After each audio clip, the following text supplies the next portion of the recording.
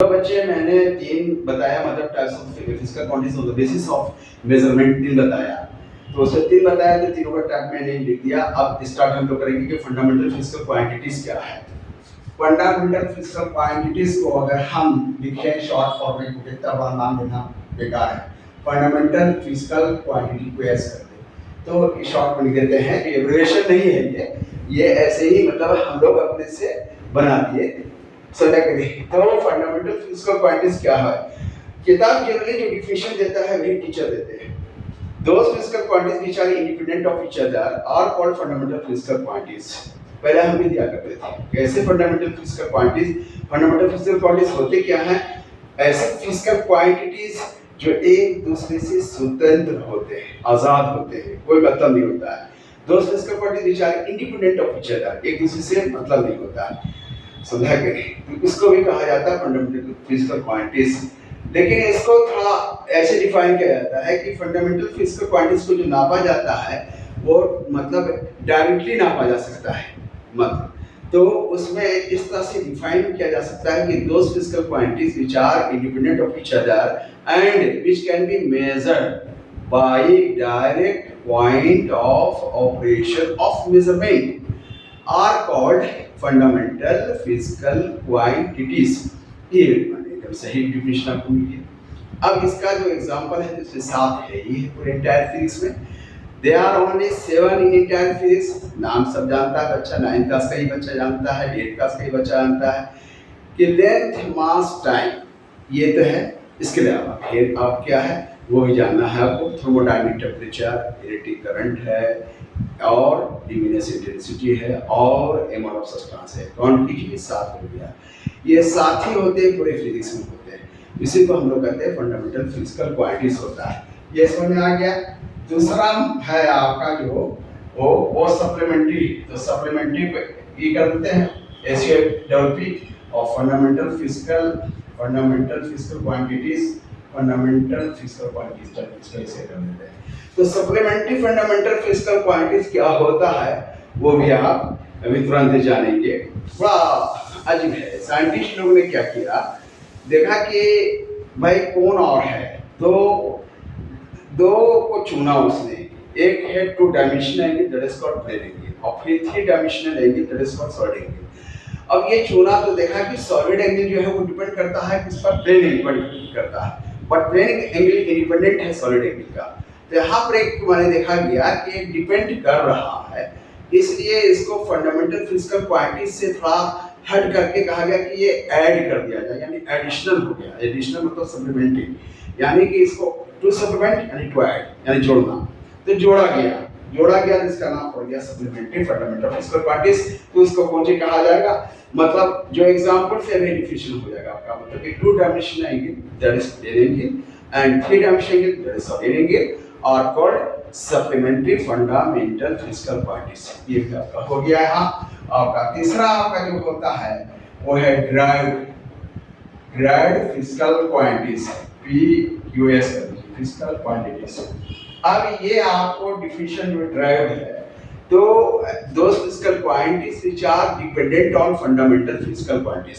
ऐसे physical quantities जो dependent होते हैं किस पर, फंडामेंटल फिजिकल क्वांटिटीज पर डिपेंडेंट होते हैं। जैसे एग्जांपल ले लेते हैं पहले की स्पीड इक्वल टू होता है क्या, distance travelled divided by time taken या टाइम एलएस्ट। तो आप देखते हैं क्या कि speed equal to distance by time लिख सकते हैं। तो डिस्टेंस क्या होता है, तो लेंथ होता है, और लेंथ क्या है, फंडामेंटल फिजिकल क्वांटिटी है, और टाइम क्या है, फंडामेंटल L/T लिखते हैं, यानी लेंथ बाय टाइम। तो length by time fundamental physical quantity है। तो ये डिपेंड किस पर कर रहा है, स्पीड लेंथ पर और टाइम पर कर रहा है। उसी तरह से एक मतलब एग्जांपल बहुत दे सकते हैं, जैसे वर्क है, एनर्जी है, पावर है, फोर्स है, मोमेंटम है, आप इसमें दे सकते हैं बहुत से एग्जांपल। तो those physical quantities which are dependent on fundamental physical quantities, जो physical quantities पर dependent होते हैं, and which can be measured by indirect point of operation of measurement, यानी इसको नापा जा सकता है indirectly। जैसे हमारे थे किसी हम स्पीड करते हैं तो वो हम मान लीजिए प्रैक्टिकल कर रहे हैं तो हम एक मान स्टॉप क्लॉक लेंगे और एक एक मान लीजिए कि दूरी नाप देंगे कि यहाँ से वहाँ तक दूरी मान लीजिए है कि 100 मीटर दूरी है। तो 100 मीटर दूरी है तो एक मतलब हम लोग लेंगे, मतलब कोई खरगोश लिया, इसको कहा कि दौड़ाया जाए इसी स्ट्रेट लाइन में, दौड़ा वो स्ट्रेट लाइन में दौड़ा, तो मान लीजिए कि वो 100 मीटर जो डिस्टेंस कवर किया वो आपको मान 3 सेकंड में किया या 4 सेकंड में किया, जो विजुअल ले लिया जाए आपकी आसानी। तो डिस्टेंस हो गया आपका 100 मीटर डिवाइड बाय टाइम, जो टाइम दिया वो 4 second.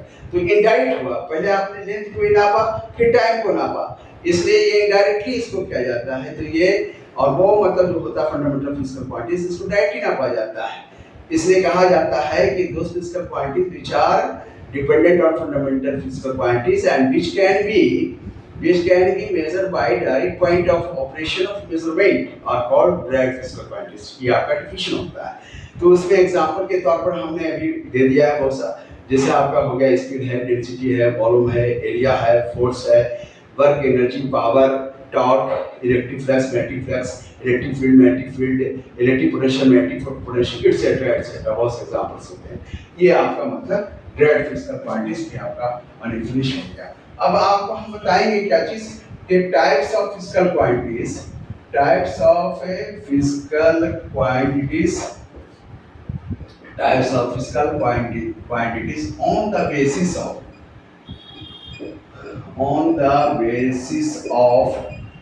magnitude and direction, magnitude और डायरेक्शन के आधार पर कितने तरह का होता है। तो ये 3 तरह का होता है। एक होता है स्केलर क्वांटिटीज, जिसको आप शॉर्ट में स्केलर्स कहेंगे, स्केलर्स। नंबर 2 आपका होता है वेक्टर क्वांटिटीज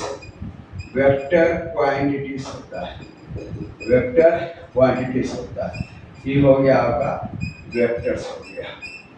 और तीसरा जो होता है, जो लोग छोड़ते हैं कि पढ़ना नहीं है सिलेबस में, लेकिन इसका एलिमेंट्री आइडिया, बेसिक आइडिया देना कोई गुनाह नहीं है।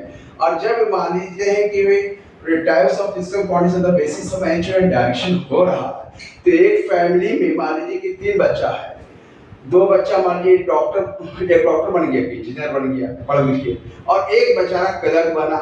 तो फैमिली के मेंबर जो है, पेरेंट्स जिसको कहते हैं, वो बोलेगा कि 2 ही बेटा है, तीसरा बेटे को छाड़ देगा क्योंकि क्लर्क है। यहाँ पर तो ये क्लर्क नहीं है, इसका लेवल बहुत ऊंचा है, क्लर्क नहीं है, उन्होंने एग्जाम्पल दिया। उसको छाटना नहीं, बता देना है, उसको कुछ एलिमेंट्री या बेसिक आइडिया दे देना है कि ये चीज कहलाता है। ठीक है, सिलेबस में नहीं है तो नहीं पढ़ाएंगे या नहीं बताएंगे, ये कहीं पर माने गुनाह नहीं है।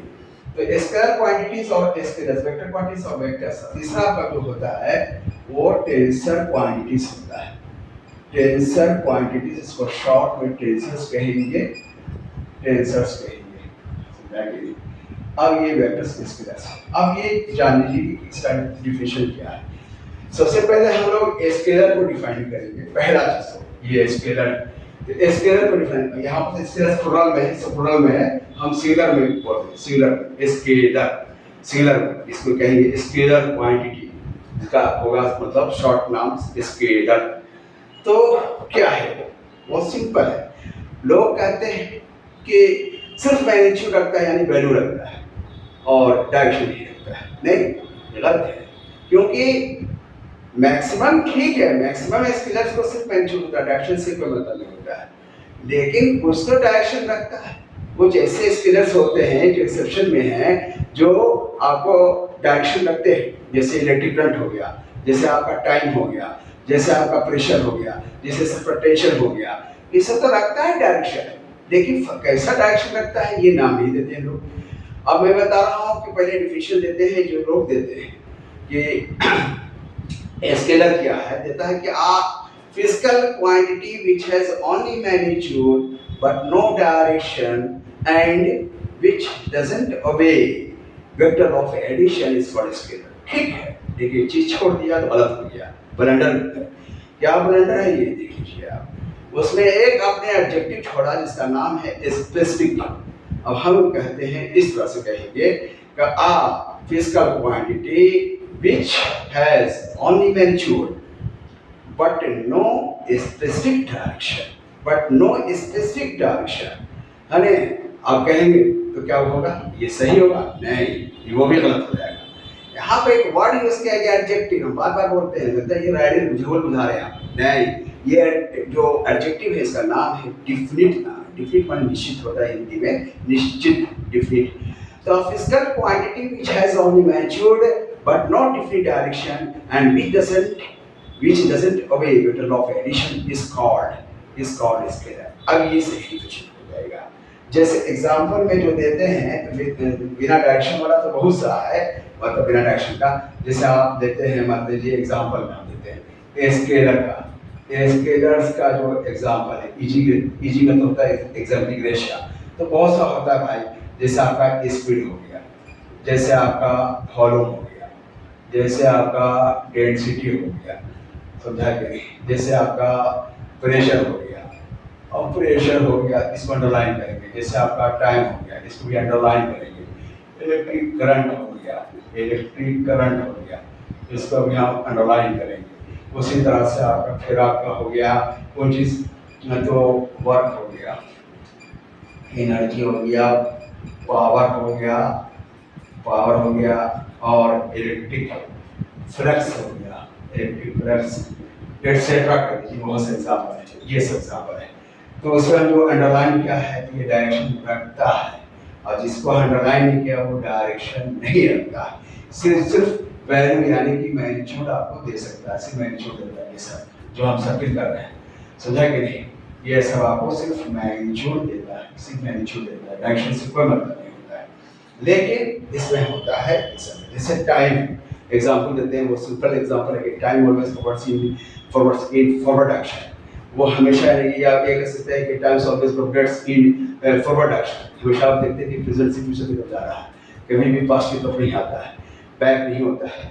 तो कहने का मतलब है कि टाइम जो है वो यूनिडायरेक्शनल होता है। यूनिडायरेक्शनल के मतलब ये होता है कि मतलब वो यूनिडायरेक्शन तो एक ही तरफ जा रहा है, तो जा रहा है, एक ही तरफ जा रहा है, यानी कि वो प्रेजेंट से फ्यूचर की तरफ जा रहा है। इससे टाइम को कहा जाएगा कि ये यूनिक डायरेक्शन रखता है, not specific, not definite, but इसके लिए एक वर्ड यूज किया गया है यूनिक डायरेक्शन रखता है।